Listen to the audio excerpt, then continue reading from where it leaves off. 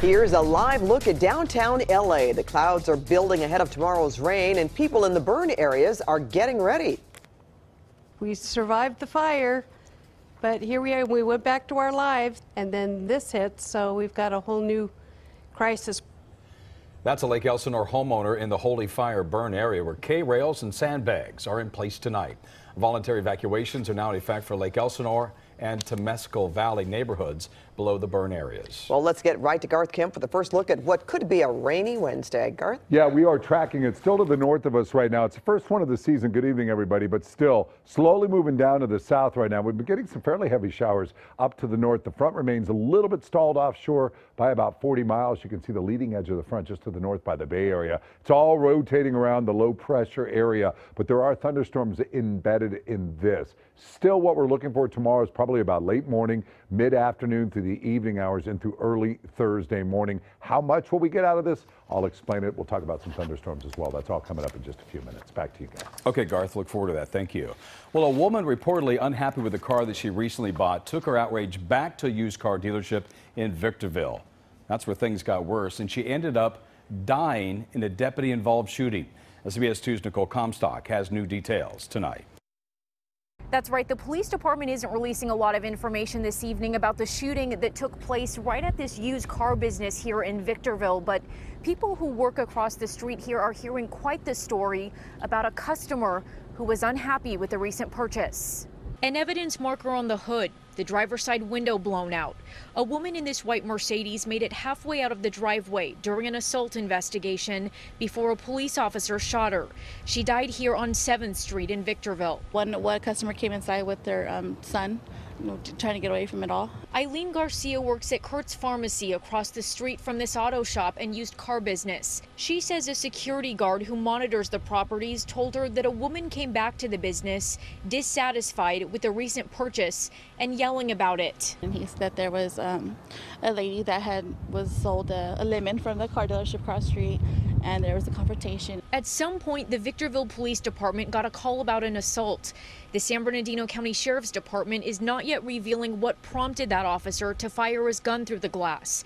But a friend of the business owner told us off camera that the woman got back in the Mercedes visibly upset and drove in the direction of that police officer. She just ran out of anger and almost hit him, and during that the officer shot 6 or 7 times.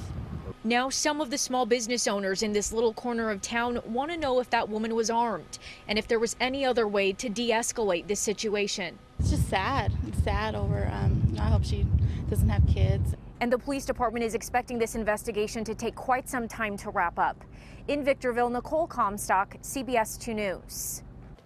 More than a year after white nationalists turned to violence at a rally in Charlottesville, Virginia, 4 California men are facing federal charges for participating. CBS 2 Orange County reporter Stacy Butler is live in Trabuco Canyon with details on the local men. Stacy. Well, Pat, public records show that one of those suspects may possibly live here in Trabuco Canyon in an exclusive guard-gated community. One hate crime expert I spoke with said he's not surprised at all by the Orange County connection. Just over 1 year after the deadly riot in Charlottesville, Virginia, the FBI announced charges for 4 men, 3 from the Southland, who apparently drove from California to Virginia to commit violent acts. With their hands taped and ready to do street battle, committed multiple acts of violence. Benjamin Daly, Mike Macelis, Thomas Guillen, Cole White face charges for violating the federal riot statute and conspiracy. The federal government is now paying more attention to far right-wing extremism. Professor Brian Levin with the Center for the Study of Hate and Extremism say the men are violent white supremacists, members of the Rise Above movement. Levin says the group trains in mixed martial arts on South Orange County beaches and in parks. These photos of the 4 men are in the criminal complaint. Daly is from Redondo Beach. Macelis is from Lawndale. White is from the Bay Area. And public records show Guillen has an address in an upscale South Orange County neighborhood.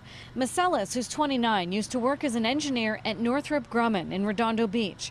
Last July, he was fired. But sources say once it was found out he was a member of the white supremacist group, he was let go. Brian Levin is worried. Even with the charges, the Rise Above movement is far from over. What I'm worried about are loners, duos, and small cells, these fragments that break off and commit even worse acts of violence.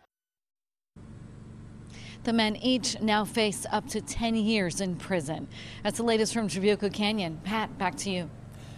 Disturbing allegations tonight against a well-known OB/GYN in Pasadena. A patient claims Dr. Patrick Sutton made inappropriate remarks about her body during a physical examination. Sutton, who's been practicing at Huntington Hospital since 1989, is now being investigated by the state medical board and may lose his medical license. Files from the state medical board show Sutton has been accused of misconduct several times in the past. Now to striking new accusations against President Trump tonight. A report claims that Mr. Trump used his father's empire and outright tax fraud to build his fortune. A New York Times investigation raises major doubts about the president's repeated claims that he is a self-made billionaire. The report found that President Trump received more than $400 million in today's dollars from his father's real estate empire. They also claim that they were improper tax deductions as well. Meanwhile, President Trump was talking tonight about the Brett Kavanaugh hearings and appeared to mock the woman accusing Kavanaugh of sexual assault. I had one beer. Well, you think it was, nope, it was one beer. Oh, good. How did you get home? I don't remember. How'd you get there? I don't remember. Where is the place? I don't remember. How many years ago was it? I don't know. I don't know. He made those comments about Dr. Christine Blasey Ford at a rally tonight in Mississippi. New York Times reports the FBI may finish its investigation into Kavanaugh as early as tomorrow. Well, expect an alert on your cell phone tomorrow. The message will be the first of its kind. At 11:18 tomorrow morning, you can expect a presidential text. And CBS 2's Tom Wade is live in downtown L.A. outside of the L.A.'s Emergency Operations Center to explain all this to us. Tom? Yeah, this is a presidential text, as you said, Pat. And just imagine the scope of this.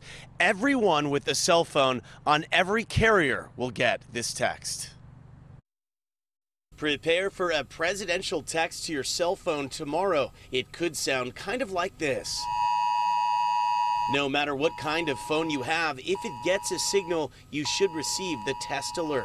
This is not like any other type of alert that you can turn off or opt out of on your cell phone. Ashley Escueda is a senior editor with CNET. This isn't something that President Trump would be able to use on a daily basis if he wanted to send a personal message to the American people. This is something that has a lot of protocols and a lot of different boxes that need to be checked before that message can be sent out. Government agencies nationwide have issued more than 40,000 emergency alerts to cell phones since 2012, but those amber and weather alerts target specific regions. This new presidential alert will be nationwide and only used for advanced warning of national crises. It should be strictly in the interest of public safety. Folks we talked to say the system is a good idea, it just should not be abused. If there's a national emergency, I might want to know about it. Officials will work to avoid a mess like this one. Back in January, an emergency alert was blasted out to cell phones in Hawaii, warning of an imminent ballistic missile attack. It was a false alarm.